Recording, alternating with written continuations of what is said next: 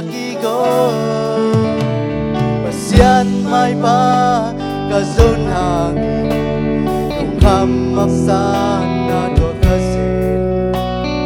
bang lumi ka hisong mo ka tupao na mayong selkeno ang tongom kom din na pasian kahi ong ching kyang ei kata akwa muang tuan na ya na pasian ya omi kamulo ang ako to ong len ginge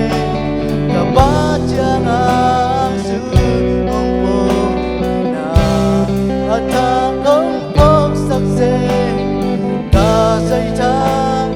hong dimdik sakse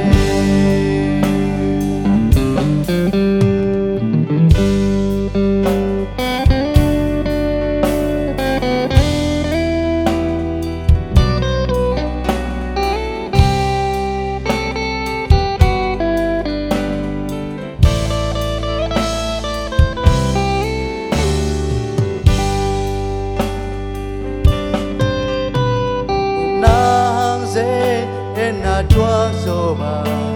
mo lo pi mo sang na tuang so na tua te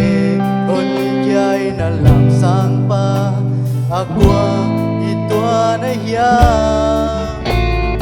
manghang lung kya ta ne ming ka ya manghang lam me me sak king ka ya tu pa te lo ka la piang ông ye nâng na đây ba ma iso nang tong kom kom din na pasian kahi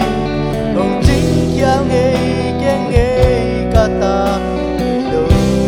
akwa muang tuan na ya na pasian ya omi amulo ang ako to hong len gige kabadyang ang suong pong ina at akong pong sakse kasay tang hong dimdik sakse nang tongom kom din na pasian kahi hong ching kyang ei kata ilo akwa muang tuan na ya na pasian ya omi kamulo ang ako to hong len gige kabadyang ang suong po ina at akong pong sakse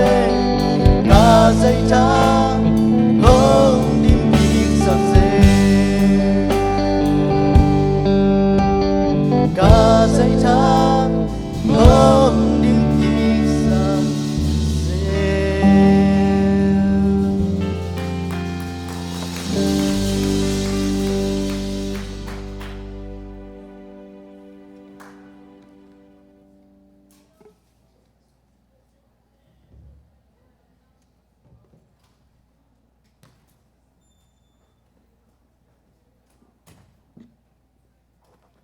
Hun pi sắp nà lẽ thức giặc sắc nà khai nâu phải thâu hay nào